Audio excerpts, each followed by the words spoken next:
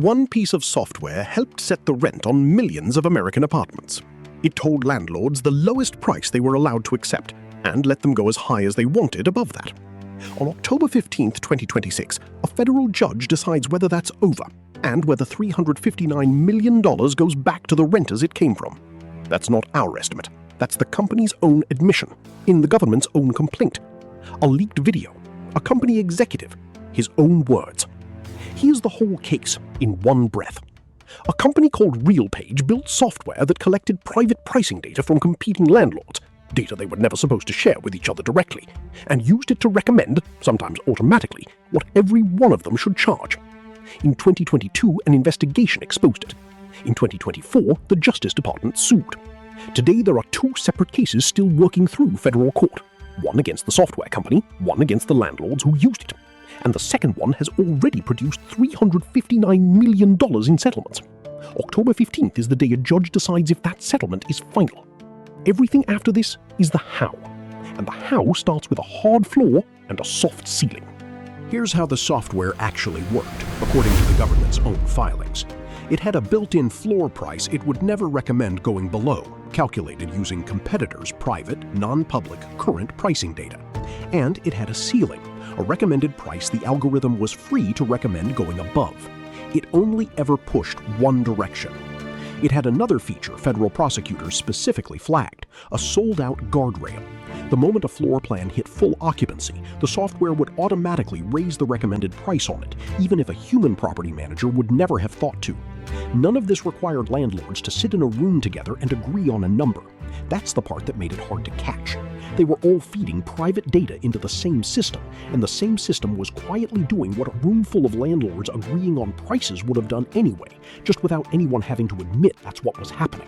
One executive already told you what it was for. In 2017, RealPage's own CEO at the time, Steve Wynn, described it himself on a public earnings call. Landlords had always aimed to keep buildings almost completely full, 97–98% occupancy. The software pushed them to accept a little more emptiness, down to 94–96%, because higher rent on the units that were filled made more money overall than keeping every unit full at a lower price. He cited one client's real result: 3 to 4% more net revenue from deliberately accepting more empty units. That's not an accusation. That's the company's own executive describing the strategy in his own words, years before prosecutors ever used the phrase antitrust violation about any of it. Worth knowing, RealPage disputes how often landlords actually follow the software's advice. Former employees and the government's own citation of internal training materials describe landlords following the software's price recommendations somewhere around 80–90% of the time. RealPage disputes that figure. The company says acceptance on new leases specifically is under 50%. That's a real, unresolved disagreement. We're telling you both numbers, not picking one. Here's where it actually stands in court, and this is the part most coverage gets muddy, so we're going to be precise. There are two separate legal tracks. Track 1, the Justice Department, along with multiple state attorneys general, sued RealPage itself starting in August 2024. That case settled in November 2025. The settlement requires RealPage to stop feeding its pricing algorithm real-time, non-public competitor data. Going forward, any private data it uses has to be at least a year old. Worth knowing, that settlement carries no financial penalty and no admission of wrongdoing. 10 states didn't sign on. California, Colorado, Connecticut, Illinois, Massachusetts, Minnesota, North Carolina, Oregon, Tennessee, and Washington chose not to join that settlement, meaning they can still pursue further action if they decide the penalty didn't go far enough. Nobody's filed anything more yet, but the door's open.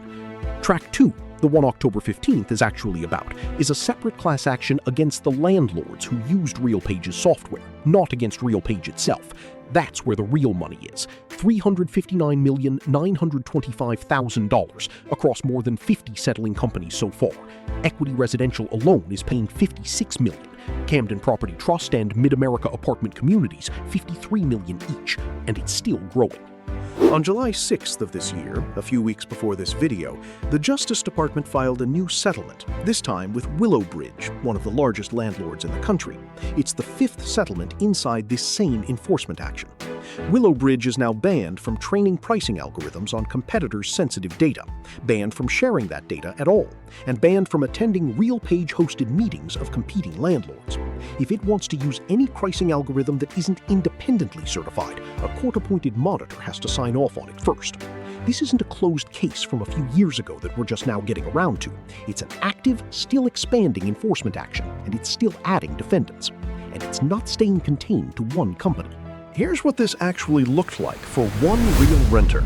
Fountain Court, a 320-unit building in Seattle, used RealPage's software. Rent there rose 42% since 2012 versus a 33% increase for the surrounding area in the same stretch of time. One tenant, Amanda Tolop, was hit with a single-year increase of 33%. Her rent went from around $1,200 a month to $1,600 in 12 months. 3 blocks away, a comparable 74-unit building that didn't use algorithmic pricing software saw rent rise 3.9% over that same period. Same neighborhood, same market conditions, different pricing method. Very different outcome. This wasn't just one company's problem. RealPage isn't the only company that sells this kind of software. A separate, independent federal case, nothing to do with RealPage's lawsuit, is currently working through court in Washington state against a competitor called Yardi Systems over its own algorithmic rent pricing product. In March of this year, a judge dismissed 10 co-defendants on a technicality, but left the core antitrust claims against Yardi itself fully intact. The Justice Department and the FTC have both filed briefs supporting that case moving forward. Multiple law firms that represent companies like these have independently described the RealPage settlement as a blueprint, the clearest signal yet what regulators will and won't accept from any company selling this kind of pricing software, not just RealPage. Nobody's saying this one case forces new lawsuits against anyone else. What's real is that the same legal theory is now being tested against more than one company in more than one court at the same time. Which brings us back to October 15th. Here's exactly what October 15, 2026 decides. Not whether RealPage broke the law. That part already settled, quietly, with no penalty. October 15th is the final approval hearing for the $359 million landlord settlement. If the judge approves it, renters who lived in one of the affected buildings between October 2018 and November 2025 can file a claim. The deadline to do that is January 29, 2027. None of the settling companies have admitted wrongdoing. That's normal for a settlement, not a special exception here. But it's worth saying plainly, rather than letting the dollar figure imply a confession that isn't actually on the record. What we do know, in the company's own filings and the government's own words, a piece of software helped set the price on a huge share of America's rental market, using data landlords were never supposed to share directly with each other. Whether that stops being true depends on what a federal judge in Tennessee decides in a courtroom on a specific date that most renters affected by it have never heard of. Now you have.